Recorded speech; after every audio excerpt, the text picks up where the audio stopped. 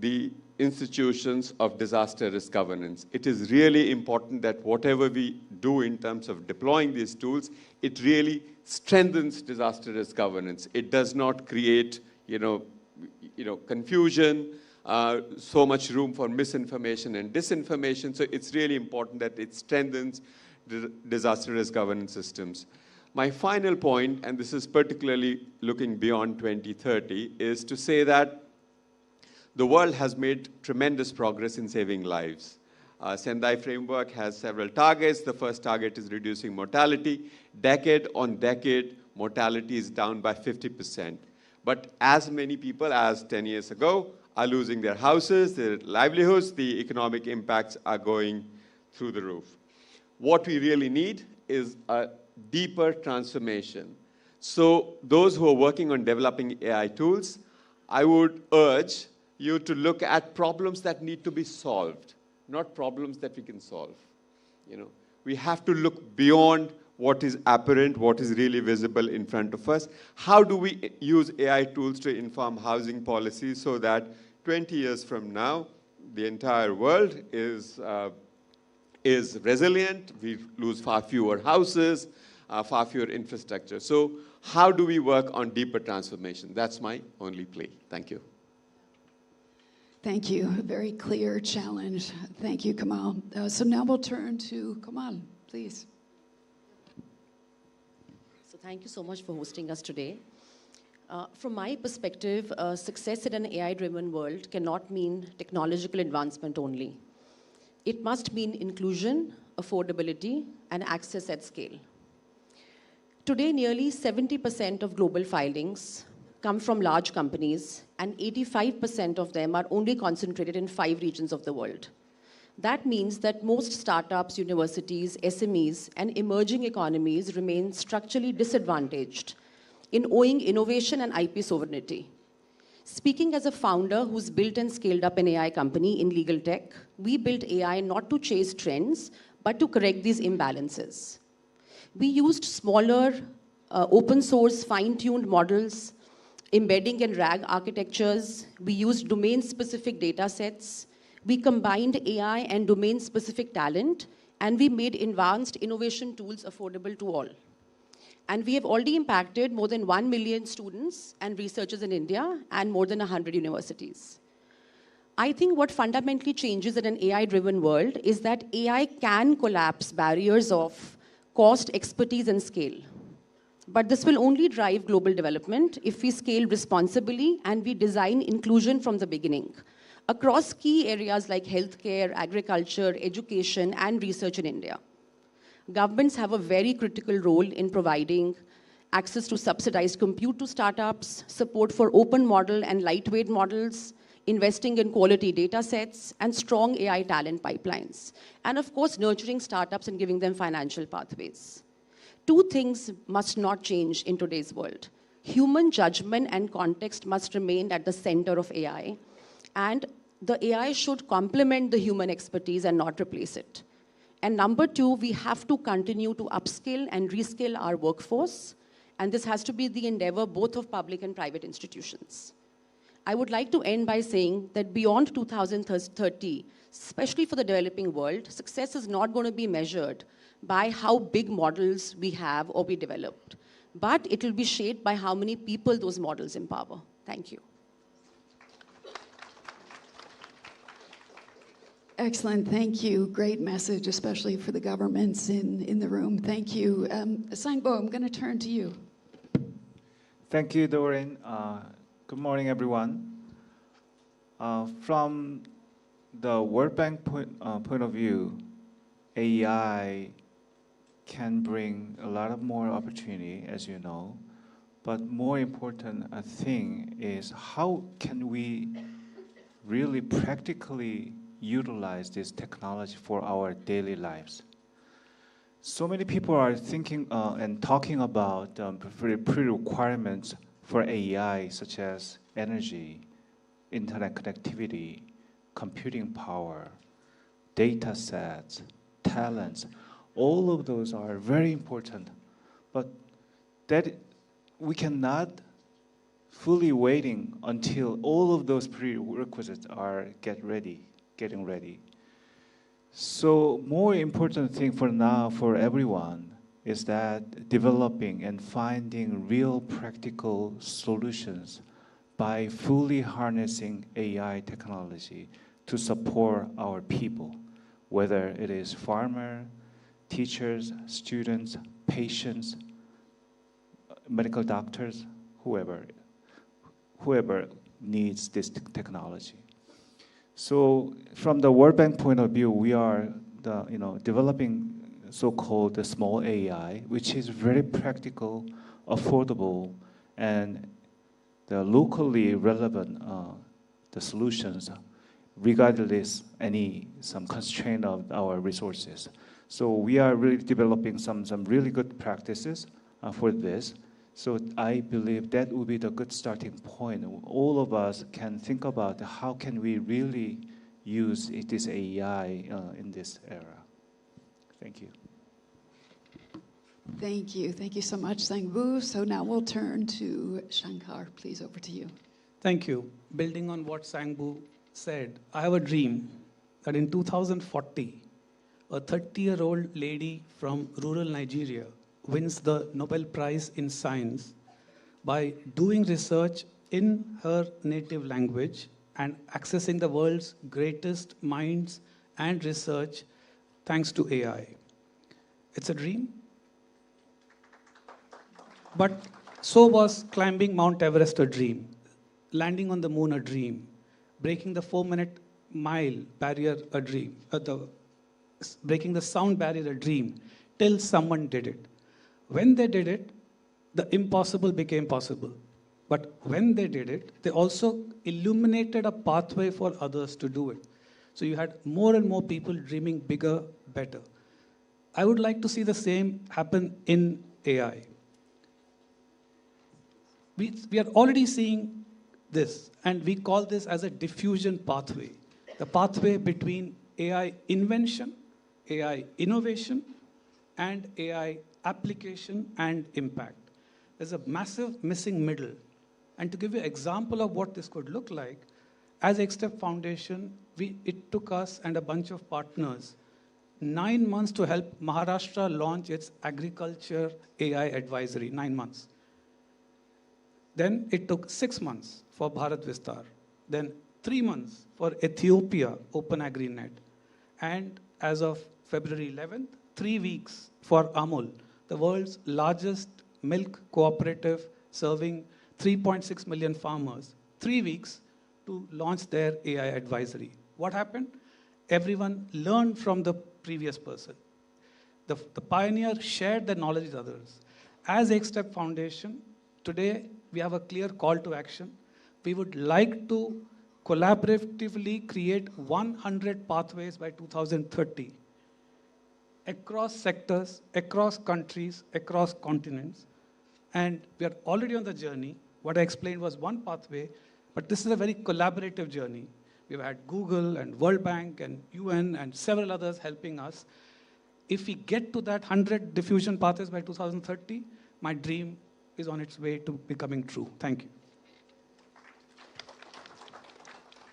Thank you so much. I think we all want that dream to come true. I'm now going to turn to Vilas. Good morning. Thank you for joining us. Thank you so much, Doreen, and thank you all. I look across the room and I realize that everybody in this room has selected to be here for a conversation about AI and development. There's something quite powerful about the agency that we have to choose this over the 12 other sessions that are happening right now. I think in many ways that gives me quite a deal of hope. Let me share with you an observation I've had over the course of this week and in our work.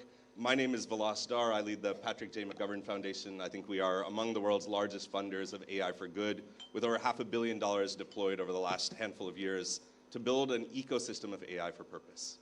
Here's the observation. I think so often when we think about capacity building in the context of development, we talk about quite diffuse metrics. We talk about how do we get governments to share in compute. We talk about building ecosystems that support millions or hundreds of millions of people. But then we hear the other side of the public conversation. We say, who are the people and institutions we talk about? And we see a hyper concentration of stories around technology companies, around pilots, maybe around a few interventions that feel quite powerful. I think AI diffusion is, to me, the new form of something called trickle-down economics. It becomes a way that we say, we let concentration happen, and somehow by lifting those boats, everybody else will benefit. I reject the premise. In a conversation about development, our story here shouldn't just be celebrating the few, but rather really investing in empowering the many. In thinking about not how we highlight a few pilots that transform a particular sector, but really say, what is our commitment to the long term? To invest in a full ecosystem of capacity that lets us transform systems at scale. And to be quite pragmatic about that, maybe 3 things that we might consider doing together. 1, to move a conversation about the hundreds of billions of dollars of investment we're putting into private sector tech companies, and say, how do we match that with public scale political will and capital that lets us invest in public good at the same level? The second, to stop thinking entirely about solutions and to go back to something more fundamental. What is the rights-based framework? What are the norms, principles, and values we want to invest in that shape the society of the future and direct what kind of solutions we build? And the third, to move the agency for these conversations merely from technologists and regulators to a broad-based public conversation, the kind of conversation we're having today that lets this be something that we decide on together in a democratic process, that lets us feel ownership and agency over that future, that lets us say development by 2030 isn't something that's done by a few for the benefit of the many, but it's done by all of us for all of us. Thank you. Thank you. Thank you so much, Vilas. So that wraps up our first panel, and I want to say I'm feeling very excited. I think our panelists, first of all, they did an amazing job at timekeeping, so bravo, we're right on time. But also I'm feeling really excited because they have laid out kind of the possibilities and the opportunities, the things we're doing right and the things that we also need to focus on for the future to make sure that we get it right for everyone, everywhere. So ladies and gentlemen, please give a round of applause to our awesome panel. Yes, before we begin with the second panel, we invite all speakers to come up to the stage for a photo opportunity. And please stay on the stage, first panel members, for the photo. Please, all speakers. Could we have the other speakers? Bipin Preet, please. Minister. Please come up to the front, everyone. Safia, please.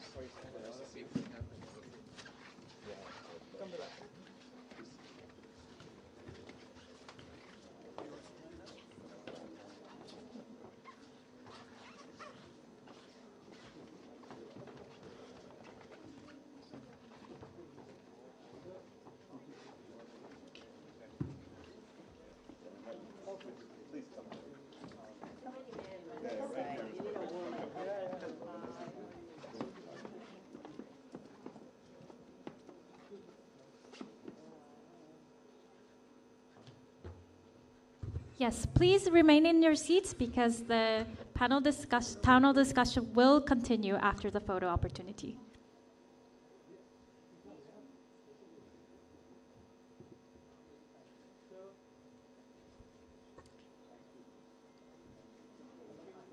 Thank you, and thank you again to our town hall speakers for the first session. We will move on to part 2. See you soon. Thank you. May I invite the speakers for the second round to just come on. Yes, so I would like to introduce the speakers for the second part of the town hall to the stage. Mr. Bipin Preet Singh, co-founder and CEO, MobiQuick. Ms. Claire Melamed, Vice President of United Nations Foundation. Mr. Osama Manzar, founder and director of Digital Empowerment Foundation. Ms. Paula Bogantes Zamora, Minister of Science and Technology, Costa Rica. Mr. Robert Opp, Chief Digital Officer from UNDP, and Mr. Surya Ganguly, Associate Professor of Applied Physics, Stanford Institution for Human-Centered AI. And Safia Hussain from Karya.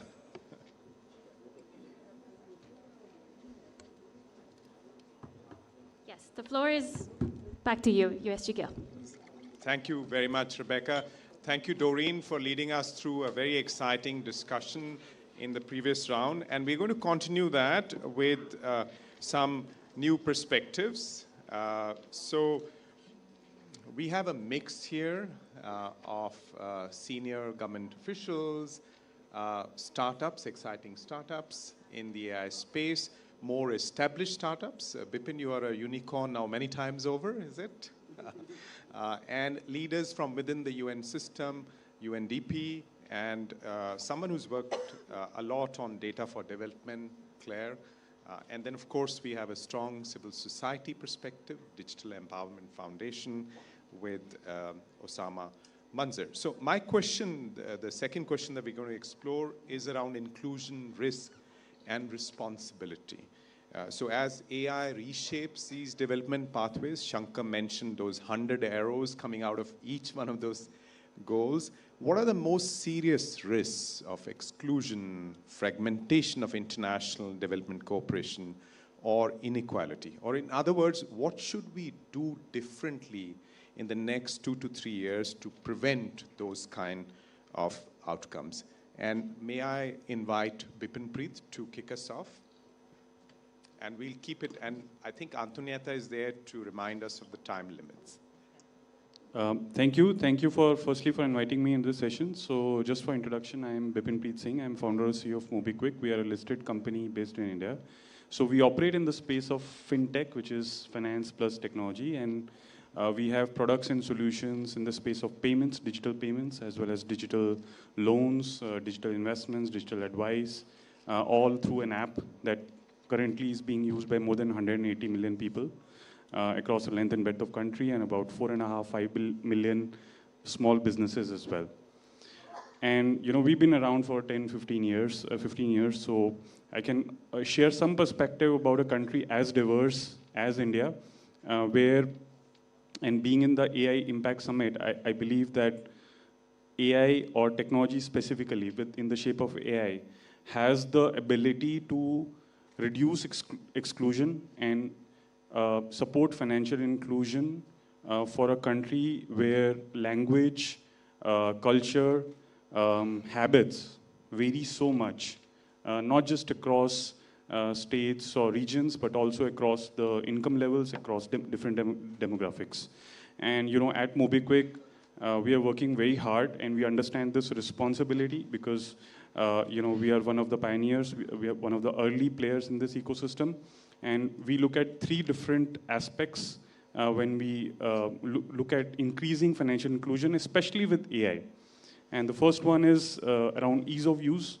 As you know, in India, most of the apps are currently still being used in English and digital. So we believe that this will give way to conversations in the native language, and that is something that is possible using AI. Secondly is around trust. There is a lot of anxiety that users have when they use digital products, especially if they are not literate. And AI has the capability to handle that, reduce that anxiety, and increase the trust level so that they can use the products easily. And the third and the most important thing is financial literacy, which is very important for people to consume and use complex financial products, which otherwise they cannot understand that easily. Thank you. Thank you so much, Bipin Preet. And I'm going to jump straight here to Safia, who's the co-founder of Karya, for her perspective. Thank you. Thank you so much, Under Secretary General. So I am the co-founder of Karya, and we're an impact-focused data and AI services company, all the way from data set building to annotation, all the way to evaluations. And I think one of the things that actually my co-founder loves to say is that everyone in this room, but most specifically, I think people that are living in low income, in rural communities, are actually the best builders and beneficiaries of AI. But I think the problem that we have today is that we see those as 2 separate things, right? We see on one hand workers, the builders of AI, and on the other hand, we have everyone else, those who might benefit. But I think what I want to position today, and what I kind of hope in our movement towards 2030, is that we start thinking of these 2 things together. Because when we think of someone as both a builder and a beneficiary, that is when we're able to think about power and trust actually happening. Because if you're not able to be a part of the conversation from the very beginning, if people are not included from the base of the value chain and the bottom of the pyramid, then how can trust actually evolve? And more than that, by creating diversity in our inclusion, in our building, in our beneficiaries, we also must think about language and cultural context, because we don't want to be in a world where we have AI models that may be technically correct, but don't actually help us. So I think that's what I want to leave us with. Let's think about how we can bridge the gap between builder and beneficiary and actually create a stage where people can have power and present their voices. Thank you. Thank you very much, Safia, for exhorting us to avoid the dichotomy between builders and beneficiaries. Surya, Professor Ganguly, if I may turn to you for a perspective from academia. You know, you bring together three very, very interesting fields: AI, neurobiology, and physics. Right. Yeah, so, you know, I think one of the things that I worry a lot about is the concentration of power and wealth and AI capabilities in the hands of a few, right? You know, there's maybe order 4 companies that are guiding the course of AI development. I could have been working at one of those companies, any of those companies probably, but I chose to stay in academia because I cared very, very much about the open dissemination of scientific knowledge and knowledge that could be given to everybody in the world. Now, if you think about why AI has been so successful in the last decade, it's not been necessarily because of the companies. They took us to the final mile. But it was actually tons and tons of legwork that was done in academia and also open publishing in the companies. Imagine, for example, if Google had never published its famous paper, Attention is All You Need, the transformer. It was a pretty esoteric paper initially in machine translation. But eventually that led to AlphaFold and protein folding and drug discovery. So there's this compounding effect when we do science openly with the world and we share it. And that compounding effect can be a major driving force in stopping the inequality driven by AI adoption and AI power in the hands of the few.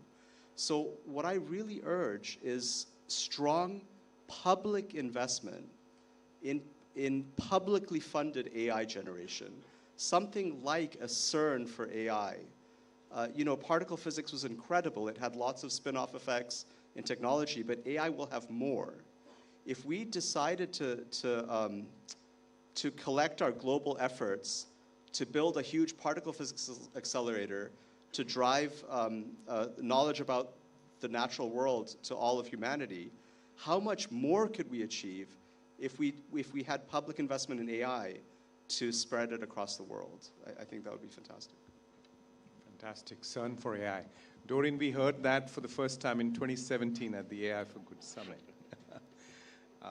Thank you very much. And Robert, I'm going to come to you now for a perspective from the United Nations. UNDP is the leading actor on development on behalf of the United Nations. So how do you see the AI agenda and the SDGs agenda coming together?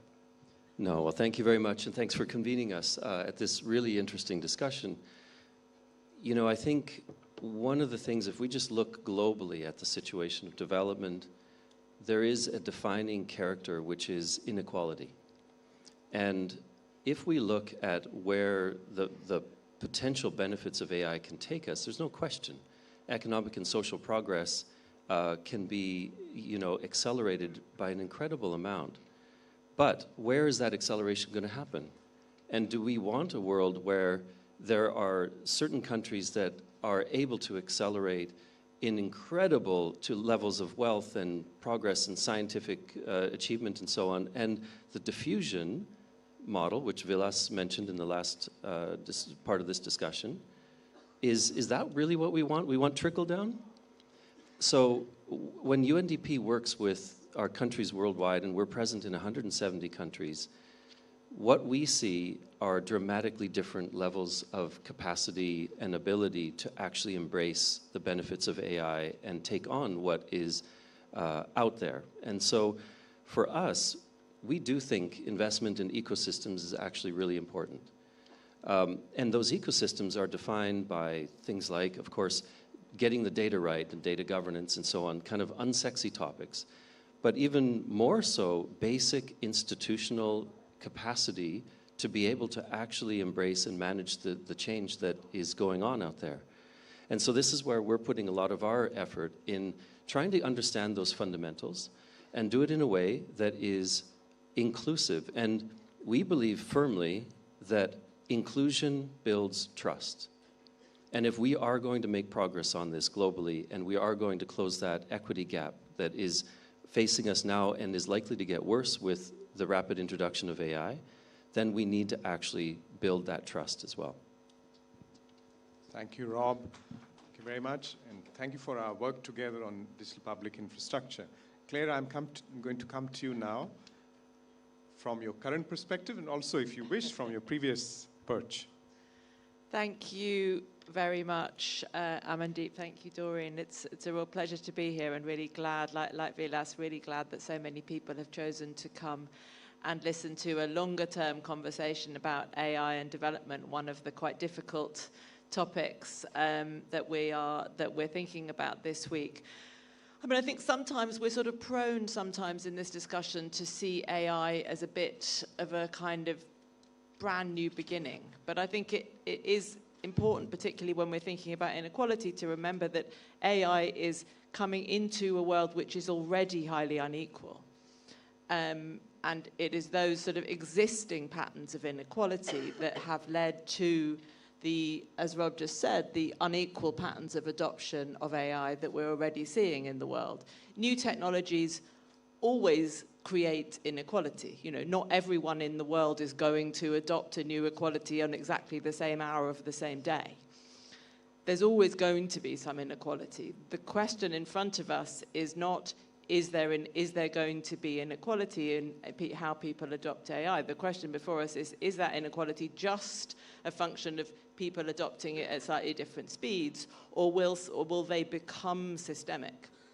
And will some people be actually excluded in a more permanent, structural way from the undoubted benefits that AI can bring? And I think that is the kind of policy, the investment question that we can define the answer to in this room, in other rooms like it, where decisions are made. And for me, there are sort of three things. Oh my goodness, 30 seconds and I haven't even got to the point yet. Three things that we need to. I love the second question on this section. What do we need to do differently? That's where we need to focus. And for me, there are three things to think about. What incentives are we offering to AI developers, to policymakers, to researchers? What are the incentives that are created by our policy frameworks, that are created by our regulatory frameworks, that are created by global goals and other kind of global, so the incentives that people face, the investments that we put in. Ending inequality is not a cheap option. It's going to require investments, public sector, but also private sector investments to get over some of those structural issues. And thirdly, interoperability. How can we get over this problem of pilots, of lots of small things happening, which can help a tiny fraction of people? But to end these inequalities at scale, we need to make sure that everything that we build is interoperable and contributes to the whole system. Thank you, Claire. Osama. So I'm civil society, I'll take 3 minutes. Extra population, right? Okay, so as usual, civil society has more questions than solution, right? So I just wanted to bring 3-4 things. One is that I was talking to this editor of Wired magazine about 3 decades back, and I asked, what is the future of technology? He said, the future of technology is biology. So unless we understand the system of biology, so that's where I'm coming to. We got internet 3 decades back, but now it is in the hands of just 5 companies. You know, we got social media to connect the community, but it started disintegrating societies and communities, even democracies. So every time the technology is pushed, we start discussing about technological innovation as if that it will be changing the whole humanity. Even the wheel is not used by 90% of the population of the world, which is the biggest innovation. And, when I started researching on AI, I just have these things. I searched the machine itself, and I asked what are the virtues of, AI. And it said discrimination, hallucination, environmental degradation, exclusion, prejudice, algorithmic manipulation, data mining, bias, inequalities, profiling, fabrication. So this is the virtues of the technologies that we are saying that it will save the world or make the world efficient. And therefore, it's extremely important for all of us here is that even if we are going to use this technology as solving bit of a problem of the humanity, what kind of the safeguard that we should have. And by 2030, if you are saying that beyond that, what will be the future of SDGs and all that beyond that, then all of us need to, because all this relate to social, system of the society. And therefore, if we are using to go to technology and data in that manner, how do we do it? That's my point. Thank you, Osama. You brought the Pandora's box along. Okay, Minister, I'm going to turn to you for the final reflections. Please. Thank you. So governments face big challenges and big risks. I wrote a number of them, and I'm going to try to be brief so I can say in time. But definitely infrastructure. 70 countries around the world have deployed 5G, a third in Latin America. So we cannot think of utilizing AI if we don't even have the highway to deploy AI. So that is a big challenge for countries. The other one is software speaks English, and I come from a Spanish-speaking country. So we must make sure that there must be a correlation or, that we all communicate in the different languages we all speak. But then we also think of data. Algorithms feed on data. And I can say from a Latin American country, we have a huge challenge on making sure that our data is not written on papers, although I brought a paper, that it's digitalized, that it's standardized, that the data is, the quality of the data is also good, so we can feed algorithms, and then AI can include everybody, not just the countries that have been doing the homework. Another risk or another challenge is AI-driven jobs displacement isn't just an economic challenge, but it's a social and it's a fiscal one. And I'm going to use Costa Rica's example. We're very proud of the fact that we provide universal healthcare system. But if you think of the aging population within the last 15 years, Costa Rica's life expectancy moved from 71 to 81 years of age. But also then think of the fertility rates. We stand 14 in the world as the lowest fertility rates in the world. 1.3 children per family. OECD average is 1.5. India is 2 kids per family. So that brings a lot of stress to our pension system. And those are things that we as governments need to think about. And also, then, how are we going to answer the job displacements with our population? Are we still going to think of 5-year term careers? Or should we be thinking of 1 year faster certifications? So all these people that will be displaced by AI, then we can provide to them the necessary tools so they can go back to the employment and then feed into our pension system. It's all a loop, and those are serious risks that we as governments need to sit down and think, how are we going to utilize AI to make sure that we jump into the wagon of economic development? Thank you so much, Minister, and a big thank you to all of you for making such excellent points and on time. So we have actually a minute left, and Doreen and I are not going to attempt any summing up, so 30-second remarks. I just want to say, some words that have kind of, hopefully stay with all of you. AI diffusion cannot be trickled down. We need to transform systems at scale, and this should not be just seen as another tech wave, and we should be mindful of some of those consequences. So let me hand it back to Doreen for her final reflections, and thank you again. Thank you, Amandeep, and thank you to our amazing panelists. Just very quickly building on your comments, Amandeep, just to add a few other points that I was hearing. Of course, the importance of political will, the importance of that infrastructure, the investment in that infrastructure, the importance of developing the local ecosystems with context in mind, linguistic, cultural. The skilling piece, you mentioned also the financial literacy piece, also so critical. Rob, that institutional capacity piece, I think, is sometimes overlooked. And of course, keeping people at the center, something that we have to keep in mind in all of our discussions. And with that, it will help us to unlock potential to impact lives and livelihoods. I think also that builders and beneficiary piece was certainly an important one. And of course, responsibility. We have to keep responsibility in focus. Also, Amandeep, if I can mention, I think these deliberations will also help as we look forward to July with the global dialogue fast approaching, the ITU AI for Good also taking place back-to-back, and also the World Summit on the Information Society Forum, because I think all of these roads actually intersect. But thank you so much, and I hand back to you, Amandeep. Thanks. Thank you, everyone. Thank you for prioritizing this topic, and thank you to our esteemed panelists for taking time out. Thank you. Thank you, panelists. May I request all of our speakers to please ascend the stage. We have mementos for you. And to the audience, I'd just like to point out that this panel is quite like a microcosm of the summit itself.